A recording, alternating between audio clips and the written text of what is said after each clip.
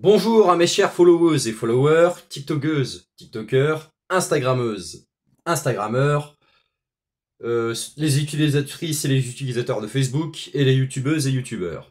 Dans cette nouvelle vidéo, je vais vous expliquer qu'est-ce que c'est qu'un camp de jumelage chez les scouts d'Europe, notamment un Eurojam. Qu'est-ce qu'un Eurojam et quelle est l'utilité de ce camp de jumelage entre divers pays. Alors, bonjour à toutes et à tous ceux qui ne me connaissent pas, je me présente Dorian Pinel, ancien scout d'Europe de la troupe première Saint-Lô. Et aujourd'hui, je vais vous présenter Piste, le manuel de l'éclaireur. Alors là-dedans, vous avez plein d'informations complémentaires, notamment, par exemple, on va prendre des exemples concrets, comme par exemple, qu'est-ce que je pourrais vous montrer? Alors attendez, je feuillete le bouquin devant vous. Comment faire sa bague de foulard? Oui, là vous avez le foulard de scout, mais là vous avez la bague. Là elle est déjà faite, mais sinon vous avez une indication comment la fabriquer en 6 étapes.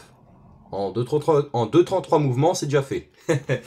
Alors, ensuite, qu'est-ce qu'on a la fonction, car il y a bien sûr des chefs, il n'y a pas que des subordonnés chez les scouts. Vous avez le chef de patrouille, avec les 2 barrettes blanches, le second de patrouille, qui est le bras droit du chef de patrouille, et ensuite vous avez les différents postes d'action. Donc par exemple, liturgiste, car oui, nous sommes un mouvement religieux, catholique. Voilà.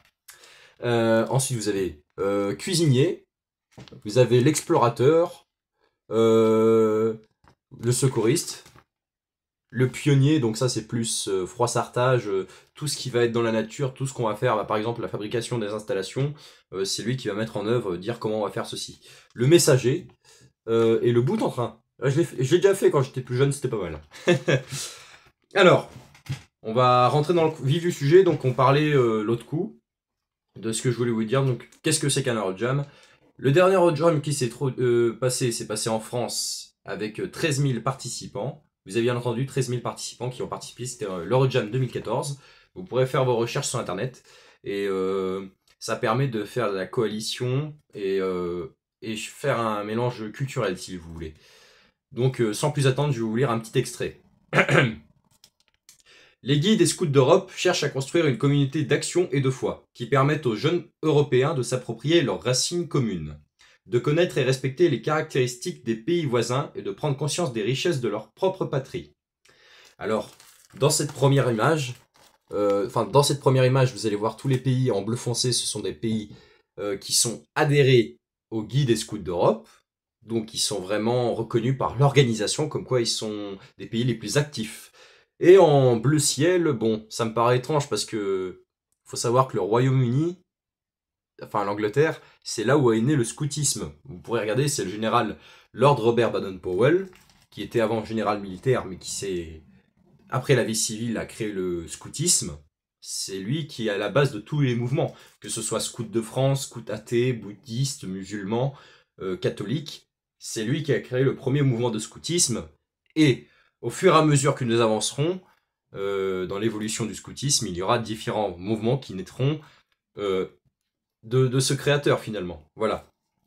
Donc je disais, association reconnue, aspirante et associée de l'UIGSE et FSE. Donc vous avez l'Allemagne, l'Autriche, la Biélorussie, la Belgique, le Canada, et ça chez nous, je veux dire, reconnu par les scouts d'Europe.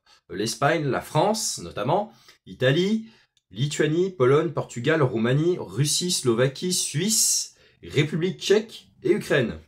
Ah, et les pays observateurs, donc ça veut dire qu'ils sont pas dans ce mouvement, je veux dire, Scout d'Europe, qui commence un peu à investir.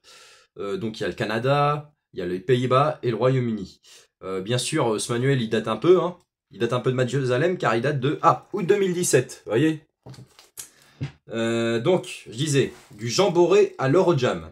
Dans l'esprit des jamborees, la FSE met en place des jamborees scouts d'Europe dès sa création. Les premiers Europacamps, appelés aussi jamborettes, se déroulent entre 1959 et 1968. Le nom Eurojam apparaît par la suite avec cette volonté de créer des camps internationaux. 1984, Velle, France, 5000 participants. Aujourd'hui, nous sommes 5000, combien serons-nous demain? Consécration de la branche éclaireur à Notre-Dame de l'Annonciation. Jeu scénique sur Sainte-Geneviève. Grande messe à Notre-Dame de Paris et visite de la capitale. Alors ça, c'était l'Eurojam 84, et si je dis pas de bêtises, je crois que le pape, bon, paix à son âme, il est plus de ce monde, le pape Jean-Paul II avait participé en faisant une intervention pendant une messe religieuse, si je me rappelle bien. Enfin bon. Ensuite, nous avons 1994, Virtabo, Italie. 7500 participants. Chapelle en kit apporté par les Français. Encore utilisé à ce jour en centre national à Château-Landon. Jeu de passeport. Audience avec le pape Jean-Paul II. Ah, là je me suis trompé. En fait, c'était Jean-Paul II qui avait intervenu sur cet Eurojam pour faire le témoignage. D'ailleurs, vous avez le symbole, vous pourrez regarder sur internet, des différents Eurojams qui ont lieu. 2003, je n'étais pas encore né. Donc 2003, c'était à Żelazko, Pologne. 9000 participants. Gigantesque feu de bois avec des bouts de bois de chaque pays. Pèlerinage au sanctuaire de Sana Gora, Vierge Noire. Et enfin, le dernier, le meilleur des Eurojams, parce que franchement, rien que leur écusson, parce que ça c'est aussi des écussons qu'on peut mettre sur la chemise scout, franchement, il est pas mal. Non, franchement, il est classe. Moi-même, j'aurais voulu y participer, c'était incroyable, c'était un truc de fou. Ma troupe y a participé, d'ailleurs, il faut savoir que mon premier chef de troupe, d'ailleurs, je le regarde, je lui fais un grand sourire et je lui dis bonjour s'il me regarde, j'espère qu'il sera content de me voir en train de faire des vidéos pour rendre hommage à la troupe. Mais ouais, non, c'était une superbe expérience, enfin bref. Ceux qui ont été mes chefs de troupe et assistants chefs de troupe, ce qu'on appelle principalement la maîtrise, ceux qui dirigent toutes les patrouilles, c'est ce qu'on appelle voilà, la maîtrise, ils étaient présents lors de cet événement. Mais c'est des grands événements comme ça, vous voyez, le dernier en date 94, 2008, 2003, 2014. Depuis, il n'y a rien eu. Parce que, comme vous le savez, il y avait la période pandémique, mais le prochain Eurojam, on ne sait pas où est-ce qu'il va se passer. Ça peut être dans n'importe quel pays, ça dépend comment, parce que si vous voulez, c'est par... ça dépend de la commission des guides des scouts d'Europe qui vont dire on va le mettre à tel endroit, si je dis pas de bêtises. Il faudra que je me renseigne là-dessus d'ailleurs. Enfin bref, je continue. 2014. Saint-Évreux, Notre-Dame-du-Bois, France. 13 000 participants. Camp international rassemblant plus de 20 pays. Eurojam de la réconciliation se déroulant 100 ans après le déclenchement de la Première Guerre mondiale et 70 ans après le débarquement sur les plages de Normandie, à quelques dizaines de kilomètres du lieu de l'Eurojam. Consécration de l'Union internationale au Sacré-Cœur de Jésus. Eurocamp. Entre chaque Eurojam, de nombreuses troupes et patrouilles créent des jumelages et organisent des Eurocamps. Ainsi, chaque année, des troupes françaises campent à l'étranger partout en Europe et des unités étrangères viennent en France. Toi aussi, tends la main par-dessus les frontières et propose à ton chef de patrouille ou de troupe de lancer un jumelage pour vivre à fond la richesse de notre scoutisme européen.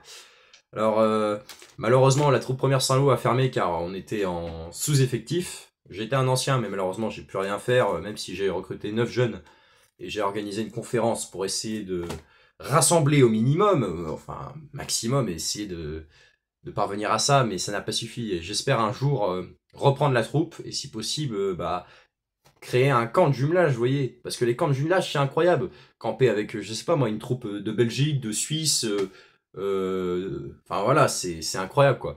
En tout cas, j'espère que ça vous a bien plu. N'hésitez pas à vous abonner à ma chaîne YouTube, à mon compte Instagram. Sinon, je referai d'autres vidéos sur le scoutisme parce que je suis un grand fan du scoutisme. Ça fait très longtemps que j'ai pas repris et puis ça me tient à cœur, comme ça je vous fais connaître et ça voudra peut-être ouvrir des vocations. Voilà. Allez, n'hésitez pas à me suivre sur les réseaux sociaux et puis je vous dis à bientôt. Au revoir.